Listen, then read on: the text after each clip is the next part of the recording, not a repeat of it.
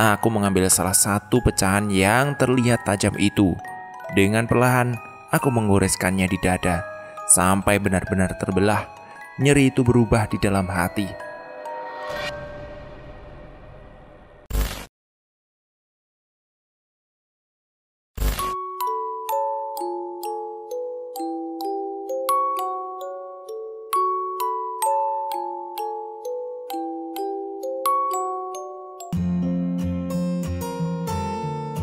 Assalamualaikum warahmatullahi wabarakatuh. Teman-teman untung direkam, saatnya saya bacakan cerita Rahmala. Tapi sebelumnya jangan lupa klik tombol subscribe, like, dan juga komen sebagai wujud dukungan teman-teman ke kami. Sebagai wujud terima kasih kami, saatnya saya lanjutkan ceritanya. Nyeri yang kurasakan tidak akan pernah sebanding dengan penderitaan semua orang. Sampai kepalaku remuk dan ketika aku berhenti, aku terhuyung ke belakang dan terjatuh. Dinding yang dulunya bersih, kini sudah penuh dengan darah. Kamu mati oleh rasa penyesalanmu sendiri. Mbak Sumi berkata dengan nada yang sama. Aku tidak menghiraukan perkataannya. Ini masih belum cukup. Mbak Sumi memperhatikanku di sudut ruangan, menatap semua kejadian ini. Kepalan tanganku menghantam cermin sampai pecah. Aku mengambil salah satu pecahan yang terlihat tajam itu.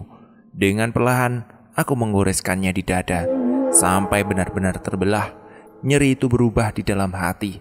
Nafasku mulai satu-satu, tanganku semakin mendingin. Dari posisi berdiri, aku sekarang sudah merosot duduk di lantai. Aku menelan ludah susah payah, dan ini benar-benar sakit sekali. Tanganku terkulai lemas. Aku tidak sanggup lagi melanjutkannya. Apa kamu benci Mas Dery? Mbak Sumi bertanya di sisa kesadaranku.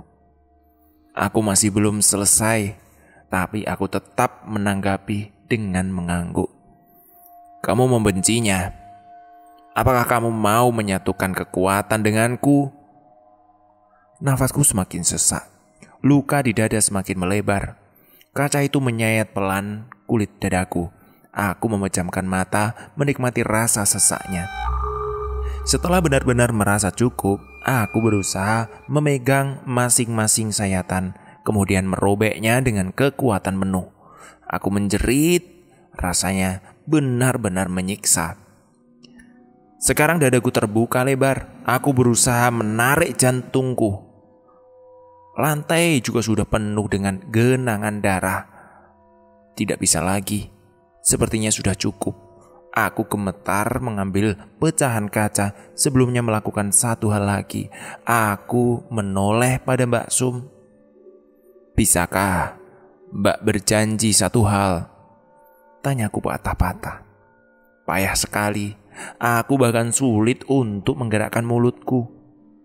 Mbak Sumi menatapku. Kemudian mengangguk. Tolong jangan biarkan Bang Dery mengetahui cepat. Jangan ketika dia bangun tidur. Setelah memastikan Mbak Sumi mengangguk, aku kembali menarik nafas.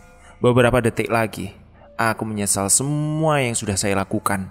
Aku juga menyesal sudah ikut campur banyak urusan. Biarkan hari ini aku menerima semuanya. Penyesalan akan selalu ada balasan, dan aku paham itu.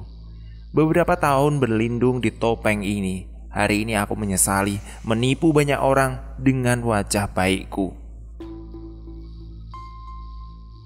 Hal itu sama sekali bukan keputusan yang tepat. Aku sekali lagi menatap Mbak Sumi, karena aku semua kehidupannya hancur berantakan.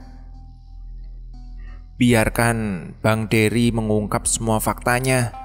Aku kembali berbicara padanya. Mbak Sumi kembali mengangguk menatapku iba.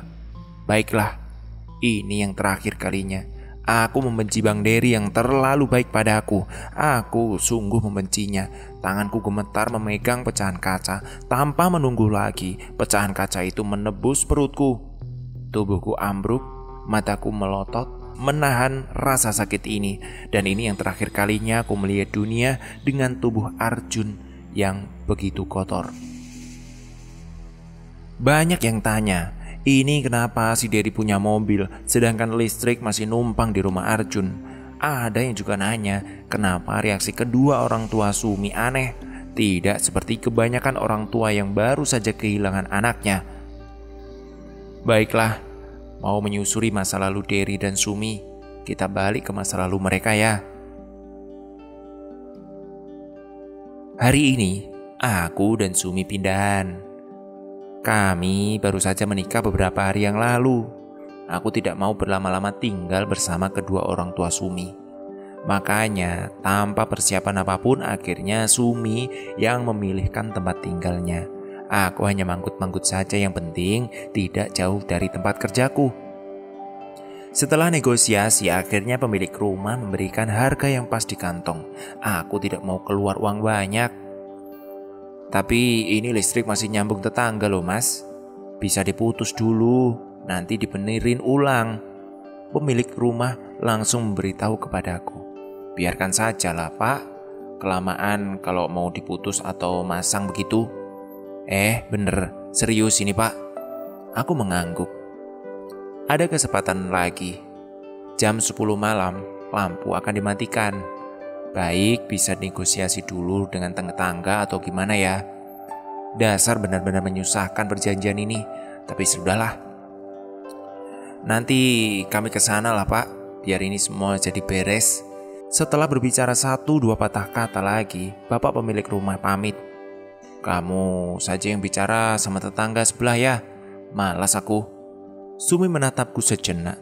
Nanti saja ya mas, sekarang kita beres-beres dan ngerapiin barang dulu. Ini demi kecepatan dan agar tidak merepotkan.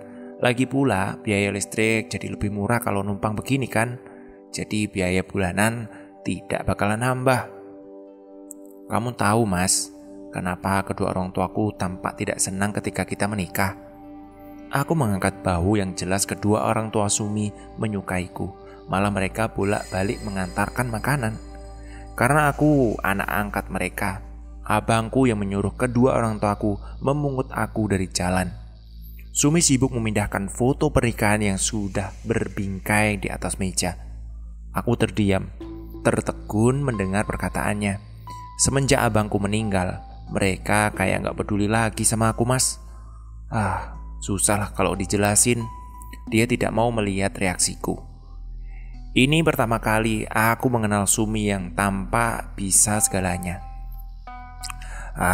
Abangnya Sumi meninggal 1 bulan lalu karena dibunuh oleh mantan suaminya Sumi.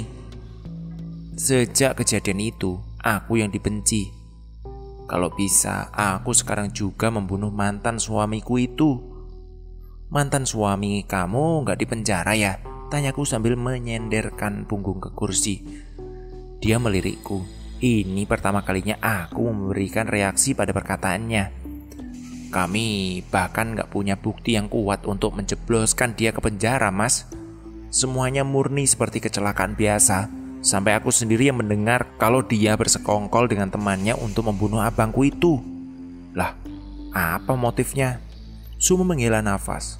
Kedua orang tuanya meninggal karena kecelakaan yang sudah dilakukan abangku. Tapi itu murni kecelakaan, gak ada motif apapun. Abangku juga bertanggung jawab atas itu semuanya. Dia diam sejenak. Sayang ya, dia tidak mau mendengarkan penjelasan. Mungkin salah paham saja. Tapi masih ada satu kesalahan paling besar yang suamiku lakukan mas. Aku menatapnya. Apa itu? Tidak bisalah. Aku tidak bisa menjelaskannya. Jangan paksa aku ya. Karena ini menyangkut keluarga kamu dan orang yang paling kamu sayang juga. Orang yang paling aku sayang? Aku berpikir sejenak. Farah maksudnya. Dan apa hubungannya dengan keluargaku yang sudah meninggal? Aku benar-benar tidak paham. Nah, semuanya sudah selesai. Aku mau ke tetangga sebelah dulu ya. Kamu mau ikut gak mas? Meskipun malas, aku akhirnya mengangguk. Ini pertama kalinya aku bertemu dengan Arjun. Sedangkan aku sebenarnya tahu Sumi dan Arjun pasti sudah pernah ketemu. meskipun tampak kaku. Wajah Sumi awalnya pias, tapi dia buru-buru tersenyum membalas salam Arjun. Setelah berbicara perihal kepentingan, kami akhirnya memutuskan untuk pulang. Sumi masih saja terlihat tidak nyaman. Itu adalah awal dari semuanya. Aku sama sekali tidak pernah menyangka kalau orang itu selalu ada di dekat kami. Memang cerita ini benar-benar rumit. Aku masih belum tahu apa maksud dari perkataan Sumi tadi. Buat teman-teman, cerita kubuang jasad istri dan anak milik Rahmala ini sepertinya sampai di sini dulu. Ini sampai part ke-12. Jadi part yang 11 dan 12 kita tunggu. Kalau nanti ada, saya baca. Kalau memang tidak ada, langsung saja download aplikasi KBM ya di Play Store. Kalau nanti sudah rilis, baru kita baca lagi. Terima kasih, sampai jumpa. Assalamualaikum warahmatullahi wabarakatuh.